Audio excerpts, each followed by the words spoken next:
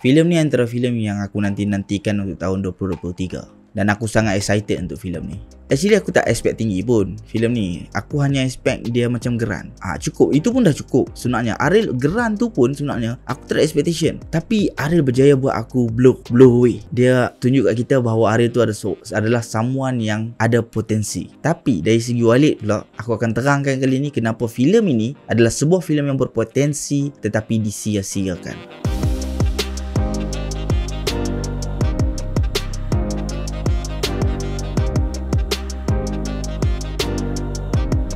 Assalamualaikum dan selamat datang ke YouTube channel Mak Don. Sekali lagi dengan aku Mak Don. Kalau hamba suka dengan konten yang dihasilkan, boleh tekan button subscribe dan juga button notification so that hamba tak terlepas dengan konten yang dihasilkan. So Walid ni adalah filem kedua Ariel selepas Geran. Diterajui oleh Megat Syarizal, Putri Kasih, Namron, Fad Anwar, Tayyudin Bakar dan ramai lagi lah. Mostly adalah orang yang sama yang pernah berlakon sebelum ni dalam filem Geran, tapi ada juga muka-muka baru. Berkisahkan tentang seorang guru yang mengajar anak-anak yang kurang berkemampuan di sebuah perkampungan. Keadaan menjadi huru-hara apabila salah seorang anak murid guru tersebut dicolek oleh sekumpulan pencolek yang terlibat dalam sindiket perdagangan manusia. Video ni aku bahagikan kepada 4 bahagian supaya senang sikit aku nak terangkan. Yang pertama, Walid ni adalah pasal apa? Kiranya bedah sikit lah pasal Walid. Tak banyak pun, sikit je. Yang kedua, apa yang baik tentang filem Walid. Yang ketiga, apa yang perlu diperbaiki dalam filem Walid. Dan yang keempat, kenapa filem ini adalah sebuah filem yang berpotensi. Actually awal tu aku nak buat suara hati untuk yang keempat, tapi siapa nak dengar? Kan? Dan aku rasa kalau bab 4 ni pun boleh aku selit-selit sikit. Dan lebih utama untuk aku fokuskan kepada benda yang lebih penting, bigger picture lah orang kata. So jom kita masuk part yang pertama.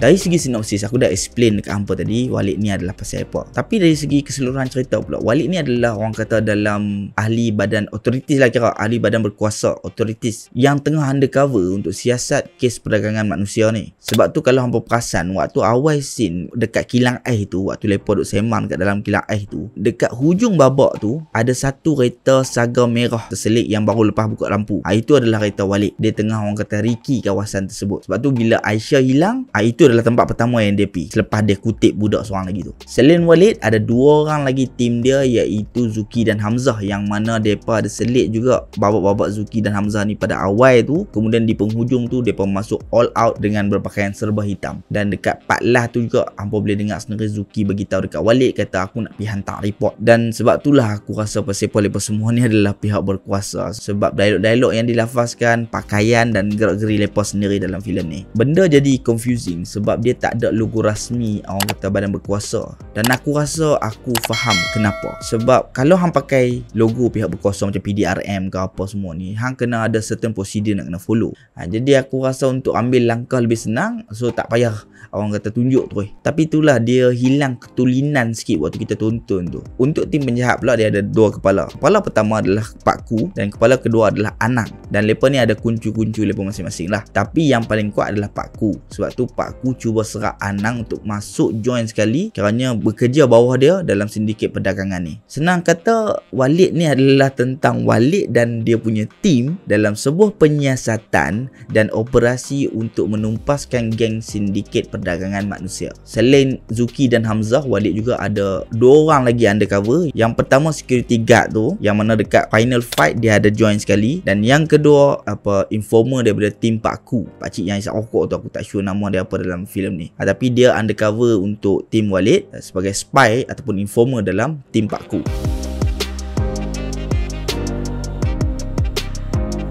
Apa yang best ataupun apa yang baik pasal filem Walid ni? Yang pertama adalah dia punya fighting choreography. The whole filem ni, part yang best dia adalah pasal babak lepa fighting tu. Memang brutal, memang gore, memang real. Boleh cakap memang aku rasa puas hati gila tengok babak fighting lepa. Dan kudos to tim Geranian Stunt Team sebab berjaya create something yang nampak real, something yang betul-betul brutal dan gore. Ada beberapa part quite messy sikit, tapi overall aku still entertain dan shock bila tonton. Yang kedua adalah sound mixing dalam filem ni. Waktu dekat premiere tu, Mat, one thing aku notice waktu tonton filem ni dengan orang ramai dekat belakang aku adalah mereka interact dengan segala benda yang terjadi dalam filem tu waktu 1 jam terakhir tu. waktu Pak parang orang kata bertemu, waktu Pak kena tumbuk, waktu Pak kena hirih, waktu Pak tangan kena patah dan segalanya. Segala nyilu apa semua benda yang lepa lihat tu lepa dapat rasa. Dan salah satu reason dia adalah sebab sound mixing dalam filem ni. Hang boleh dengar bunyi hirisan, bunyi tumbukan, bunyi percikan parang bertemu. Semua benda tu jelas, bunyi tangan kena kepok ke apa semua tu buatkan hang macam seolah-olah ada dekat tempat tu tau. Kiranya sound mixing ni berjaya elevate fighting sequence dia tu ke satu tahap yang penonton juga boleh rasa apa yang mereka lihat. So kudos to team sound mixing iaitu Audio Aficionado, yang mana untuk pengetahuan hampa, mereka juga baru lepas menang award dekat ASEAN Academy Creative Awards 2023 di bawah kategori Best Sound untuk series Hilang. Tahniah diucapkan kepada the whole team dan semoga dengan pengiktirafan kemenangan tu berjaya orang kata tambahkan semangat hampa untuk kerja dengan lebih kuat depan ni. Yang ketiga adalah subtext dalam filem ni. Siapa yang baca ulasan bertulis aku mesti tahu apa yang aku nak cakap ni. Subtext ni adalah apa benda yang Ariel cuba nak sampaikan di sebalik keseluruhan cerita tu lah. Salah satunya adalah ilmu yang harus diturunkan daripada kecil supaya dewasa kelak dia dapat mekar di dalam diri seseorang tu dan membentuk kepribadian yang baik. Sepanjang separuh masa pertama filem Walid ni, hampa boleh tengok sendiri macam mana Walid dia turunkan ilmu dia kepada anak-anak murid dia yang kecil kerana ajaran ayah dia yang dahulu turunkan ilmu kepada dia. Bila ilmu diturunkan daripada kecil ni, bila besar kita dapat lihat dunia daripada perspektif yang berbeza dengan orang yang orang kata tak ada ilmu lah, senang cerita. Benda tu dia tunjukkan dalam satu babak ni waktu Walid bawa Aisyah pergi makan dekat sebuah warung. Dekat situ berlakunya pertembungan dua pemahaman, generasi tua dan generasi muda. Melalui perspektif tua, hampa boleh tengok macam mana mereka lihat Aisyah ni sebagai pendatang yang boleh merosakkan negara. Manakala melalui perspektif yang lebih muda sikit, iaitu perspektif Walid, dia melihat Aisyah ini sebagai seorang anak kecil yang harus ditatang dengan baik supaya bila dewasa kelak dapat membantu untuk membina negara dengan lebih baik. Tapi ilmu tu semua takkan mai kalau kita tidak tahu membaca. Sebab itu tagline dia adalah huruf itu cahaya ilmu. Dia yang akan guide suluh untuk cari ilmu kepada kita. So now kita beralih pula kepada apa yang perlu diperbaiki.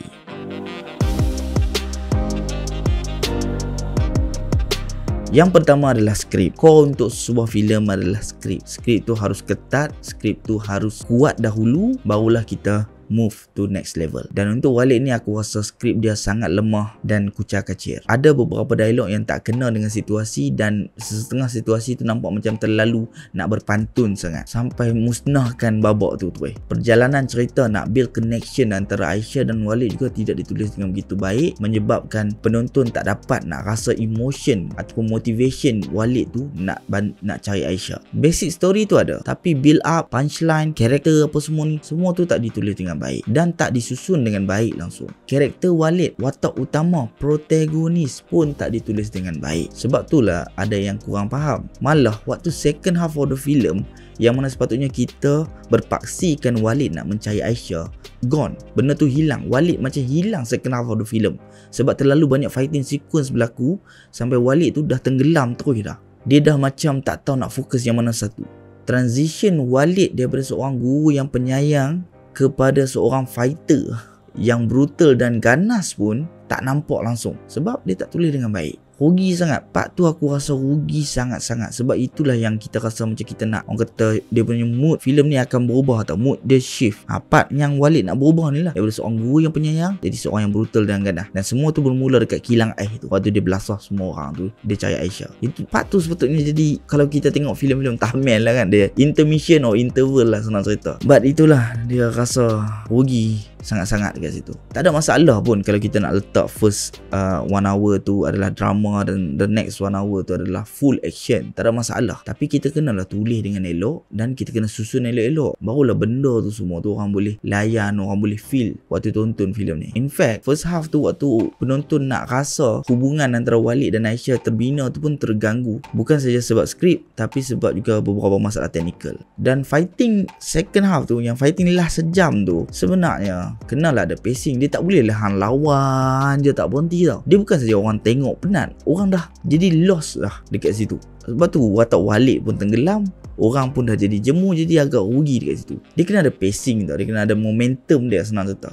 buat fighting, lepas tu stop start, and also ada part yang hang boleh stop, iaitu waktu Walid jumpa dengan pengkhianat tu, apa orang kata tim lama dia. Waktu tu boleh je tak fight, relax, sembang dulu orang, dan dekat situ berlakunya flashback sikit untuk cerita background story sikit pasal Walid nak sangat apa orang kata cari dia ni, sebab Walid ada menjerit nama dia waktu awal Walid sampai dekat tempat tu, dekat kilang tu. Kemudian lepas jumpa untuk lepas fight tu, dekat situ sebenarnya boleh ada background story sikit, flashback sikit, dan barulah sambung balik fight. Barulah orang kata momentum tu relax. Dia tak ada lah terus je, memang orang lost punya, confirm. Hang tengoklah mana-mana review, mana-mana ulasan pun semua cakap benda yang sama. Dia tak boleh macam tu, dia kena ada dia orang kata momentum or pacing dia or something, yang orang kata fight, relax sat, cool down sat, fight balik, barulah betul. Also pasal kapak ni satu lagi, ini yang aku rasa macam dia tak lock skrip dia elok juga tau. Kapak tu sebenarnya dia boleh je buat muncul waktu awal, foreshadow kata Walid akan guna kapak tu dekat penghujung final fight dia tu. Tapi tak, Walid orang kata repair itu repair ni,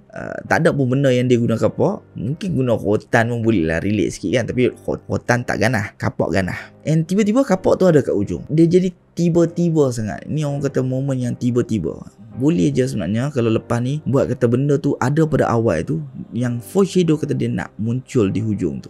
Boleh cantik sikit. Sebab awal tu aku dah seronok dah tengok Fina punya babak fighting.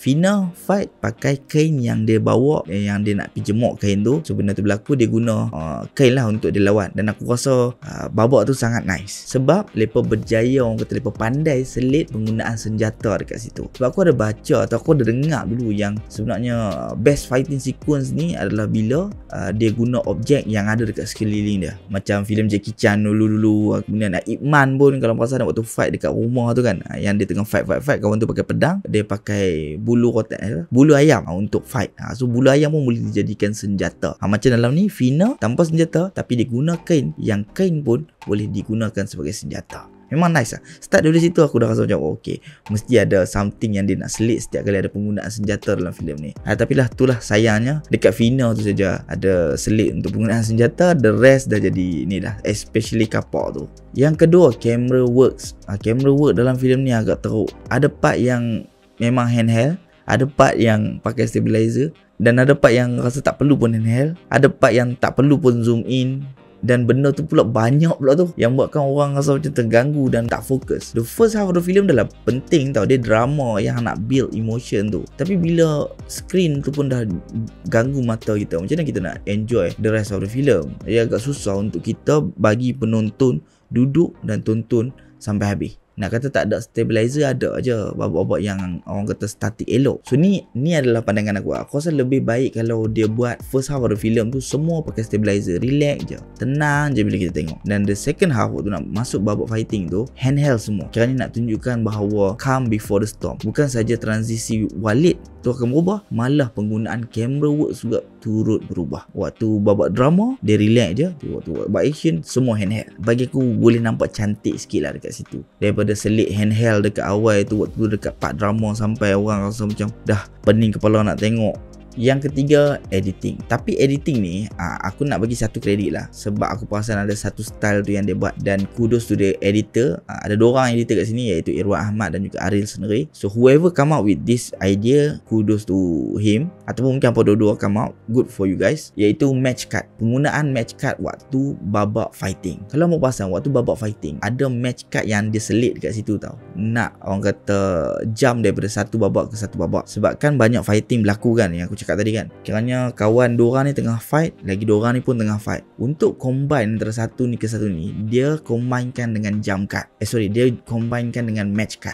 Match cut ni kiranya pergerakan ataupun orang kata benda yang sama dekat screen tu, daripada satu babak pindah ke satu babak, pergerakan yang sama juga dekat situ. Macam kawan ni nak tumbuk, dia cut jump to the next shot, yang shot seterusnya tu pun kawan tu nak kena tumbuk juga. So dekat situ nampak nice gila lah. Banyak kali sebenarnya dia buat benda tu, aku perasan 2-3 kali kat lah. Dan waktu aku tonton tu aku rasa macam wow, ni nice, serious nice. At least penonton tak rasa boring macam jam macam biasa, cut macam biasa, orang tak rasa boring sangat lah. Benda tu dia tak smooth sangat, dan aku yakin kalau dia smooth habis, mesti orang akan boleh dapat detail dan orang akan lebih enjoy. But still aku nak bagi kredit sebab itu adalah salah satu benda yang aku rasa seronok untuk tonton. But most of the film, dia punya editing agak kacau sikit. Dia macam banyak jump cut yang aku tak tahu pasal apa, banyak babak yang dia potong macam tu saja. Dan aku tak sure sama ada ini adalah sebabkan skrip ke apa, tapi for sure bila orang tonton, orang akan kata editing dia problem sikit lah. Macam tu. Dan aku nak tambah dari segi lakon layar, Dari segi lakon layar ni apa yang berlaku dalam skrin tu lah. Aku rasa macam ada babak-babak yang tak berapa nak cantik dia bikin. Sebagai contohnya, part penculikan, babak kilang ais, kemudian fight antara Zuki, Walid dan juga Majid. Bila kita bina sebuah scene tu, kita kena peka juga karakter yang keluar dan masuk dalam skrin. Kita tak boleh kira yang ada dalam skrin saja tau. Yang daripada luar nak masuk dalam skrin tu pun kita kena ambil tahu juga macam mana benda tu tak terganggu orang kata penonton dan nampak lebih cantik dan tersusun. Aku bagi Contoh awal tu waktu Majid lawan dengan Walid. Waktu tu Zuki tak ada. Dan part Majid keluarkan parang nak entak Walid, part tu kita tak nampak lagi. Dalam skrin kita tak nampak Zuki. Tapi tiba-tiba Zuki main daripada kanan skrin, lari metropo, orang kata terkam Majid, halang dia daripada belasah Walid. Nampak tak? Dia masuk dalam frame tu, orang kata dengan reason, dengan cantik sekali. Tak ganggu mata kita. Dia macam orang kata hero come to save the situation lah, senang cerita. But then fast forward next fight, waktu Majid lawan dengan Zuki pula, Walid yang tadi terdampak, dia nak main tolong lah. Cuma bila dia nak main tolong, kita boleh nampak dalam skrin tu dia main daripada belakang lori ke apa benda tu, main daripada belakang, lari, main tolong. Dekat situ nampak lawak amat. Dan aku dalam hall tu, time tu pun aku dengar ada orang gelak. Dan aku sendiri pun macam, pasal apa dia nak kena lari daripada belakang tu? Pasal apa tak buat babak macam contoh tengah fight-fight, dia angkat parang nak ni ke, tiba-tiba Walid, tangan Walid cengkam, halang. Dan barulah kamera turn tu Walid, nampak smooth sikit. Walid punya entry. Ini dah dia buat Walid lari daripada belakang main nak tolong. Jadi lucu sikit lah dekat situ. Dan dia jadi rugi. Itulah aku nak sentuh sikit dari segi lakon layar tu. Dan part yang terakhir, kenapa aku rasa filem ni sangat-sangat berpotensi.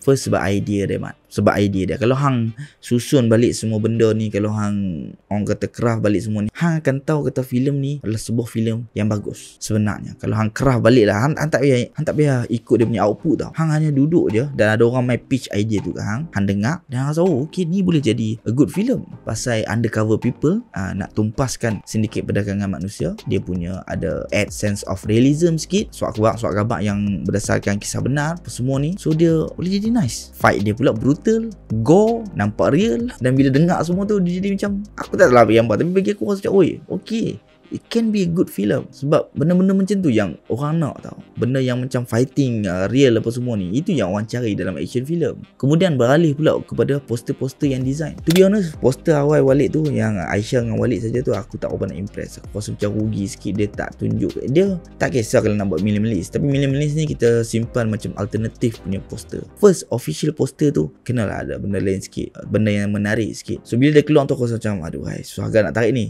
But the trailer quite good. So aku rasa trailer dia boleh tarik orang. Kemudian keluar pula poster daripada Zuki berapi. Dekat sini yang aku macam hook gila. First dia ada buat macam filem horror sikit punya konsep. Lepas tu dia buat macam satu lagi yang ada gambar karakter-karakter lain. Dan aku rasa dua poster tu lebih baik daripada poster pertama yang ada Aisyah dengan Walid saja. And then kita masuk pula ke karakter-karakter poster. Karakter-karakter poster dia cukup cantik mat. So hang bayangkan karakter-karakter poster ni keluar awal sebelum tayangan. Sebelum premier pun dia keluar awal lagi. Dia bina excitement orang untuk tonton filem Walid ni dengan poster yang cantik, dengan karakter-karakter poster yang cantik. Dan kemudian keluar pula poster gambar Aisyah hilang yang lepas create lambat sikit. Tak salah aku dah start tayangan kot, baru keluar poster tu. Bayangkan poster tu keluar awal dulu. Macam mana dia bina excitement. Awal tu aku ingat dia akan jadi orang kata backlash juga, sebab sebelum ni Idil dengan Netflix pernah buat benda ni. Tapi beza dia adalah part Aisyah ni dia guna gambar Aisyah dan dia tulis nama karakter, dia guna gambar Puteri Kasih tapi dia tulis nama Aisyah, nama watak dia,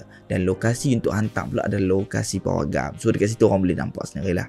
And aku rasa itu adalah better daripada berbanding apa yang Netflix buat sebelum ni. So bayangkan semua poster tu keluar awal sebelum tayangan filem Walid. Bina excitement untuk orang tonton dulu, kemudian keluar trailer yang best pula, orang lagi orang excited nak tonton. Kemudian keluar pula a film yang orang kata at least a decent one lah, bukan terlalu power. Macam aku cakap tadi, expectation aku kiranya kalau dia sama macam Geram pun dah cukup dah, lebih kurang macam tu je. Bina a decent one macam tu, aku boleh cakap easily 1 to 2 million, easily. Dengan promotion yang macam tu, poster yang cantik macam tu, dengan orang kata filem yang bagus, idea dia bagus, tapi execution dia out. So bila kalau semua tu jadi cantik, tersusun dan elok, aku yakin 1 or 2 million dalam tangan dah mak. Tapi itulah, sayang je lah, sayang 1000 kali sayang. So itulah saja ulasan aku tentang Walid. Maaf lah kalau terkasar bahasa ke apa, tapi itu adalah ulasan yang sejujurnya aku rasa mungkin akan ada benda yang aku terlupa cakap ke ada ke, aku tak pasti. Sebab dulu waktu aku habis tutup memang banyak gila berlinggar. Aku pergi sembang dengan orang, banyak benda aku cakap. Aku tak cakap dengan geng reviewer dekat Premiere, tapi lepas tu jumpa orang lain, jumpa member aku apa semua, adalah benda yang aku cakap. Mungkin hampa boleh tambah dekat ruang komen, atau mungkin bagi hampa yang dah tonton, hampa suka dengan Walid ni. Overall hampa rasa macam Walid ni boleh beat filem-filem lokal yang lain, boleh beat filem action yang lain ke macam mana ke. Share pandangan hampa, drop down your comment. Thank you for watching. Kita jumpa lagi next video. Bye bye.